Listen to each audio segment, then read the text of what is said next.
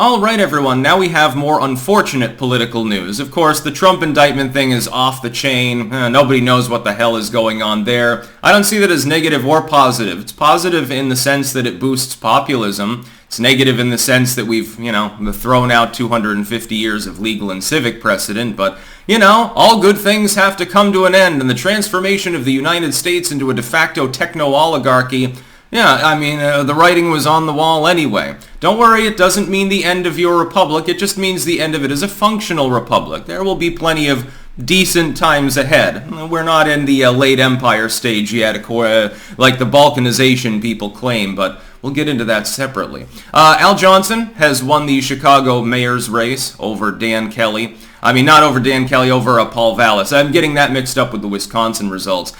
He is the leftoid in the race, winning a fairly narrow election there.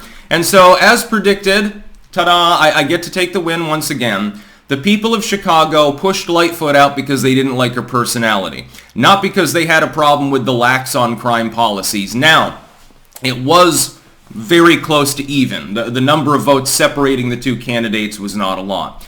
I would point out that when an effectively a center Democrat, which is exactly what Johnson's opponent was, manages to lose in an election that supposedly was a referendum on crime policies, when he's pledging to effectively continue those same failed policies, points to the fact that Lightfoot lost because she is severely dysgenic, poorly spoken, was caught out multiple times lying and being a hypocrite. It was her personality, stupid. It had absolutely nothing to do with the fact that Chicago is commonly called Chirac because it's falling apart and riddled with crime. The people of Chicago don't apparently have a problem with this. Some people probably voted for him because they're like, well, the crime hasn't impacted my neighborhood much, so I don't care about that. And, I happen to be a leftoid, so, I'm a hipster living in the gated community on the edge of Chicago. I must vote progressive. And then others did it for racial reasons. There's a racial motive in many people's voting patterns. If you look at the results from Chicago, there's a fairly segregated, explicit line between different groups of people and who they generally voted for in the election.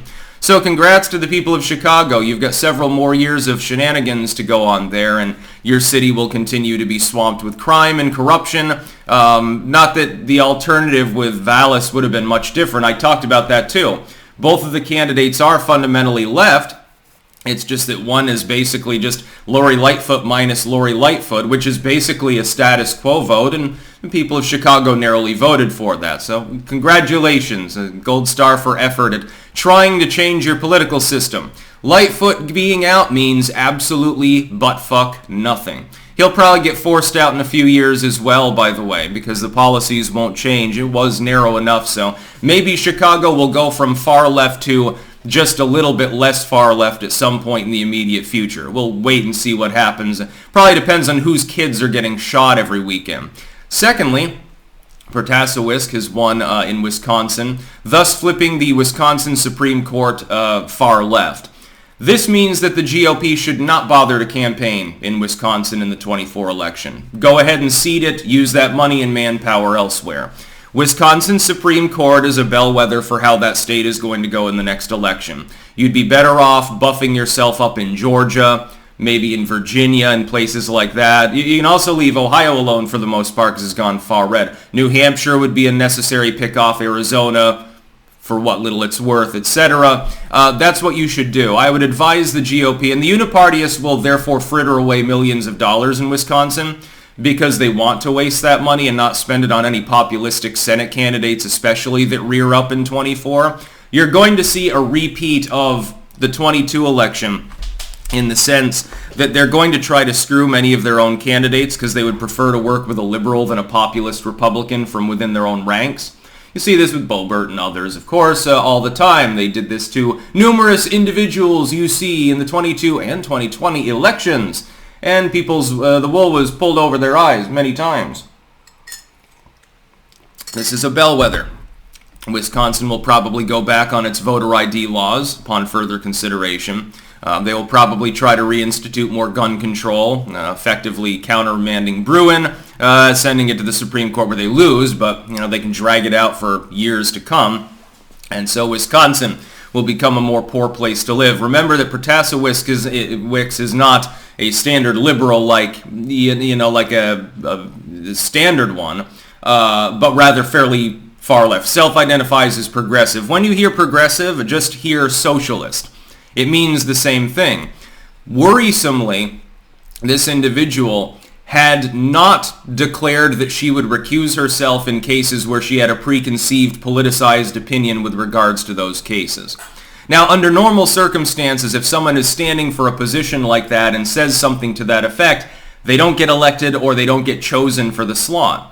Even a partisan generally will avoid putting someone in that has that kind of baggage because it's like a poison pill to the possibility that whatever legislative body is voting on them will vote them through. This happens at the federal level. Of course, the president wants to put forth a federal judge or something, and it can get bogged down. Sometimes even people from their own party will bristle at it. Cabinet members and secretaries for bureaus and so forth can get blocked as the result of basically statements of this same caliber.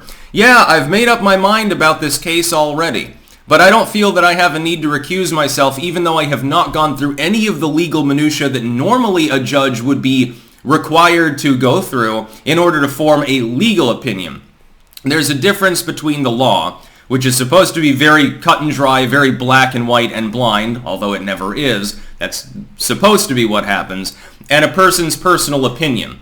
For instance, my personal opinion with regards to the interpretation of the Second Amendment deviates from state and federal law. I know myself to be right, but if I were a judge in a case, all I'm going to look at is the legal framework against what a case is about. If my personal opinion seeps in, even if I conceive of myself as right, it makes a weaker potential decision in the wording. Again, the law can be like this in the United States and other places as well. That could be a problem for it holding up to further scrutiny potentially, number one. And number two, that's not my job.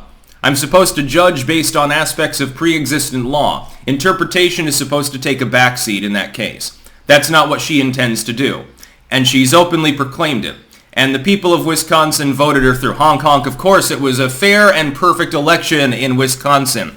Just ignore any complaints that you have from individuals that were actually there, which I did get tips about from several individuals, but I'm not allowed to talk at length about that on a YouTube video anymore. It depends on the election.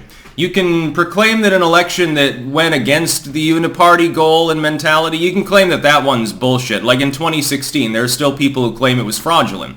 You're allowed to do that, apparently. That's not against TOS. It's only for more recent elections with different outcomes you will know. So yeah, Johnson wins in Chicago. They've stayed far left. Wisconsin Supreme Court is now run by the left, and those are not good things. Now, mainly it will impact the people of Chicago and the people of Wisconsin. They know not what they do. That's about all. Peace out.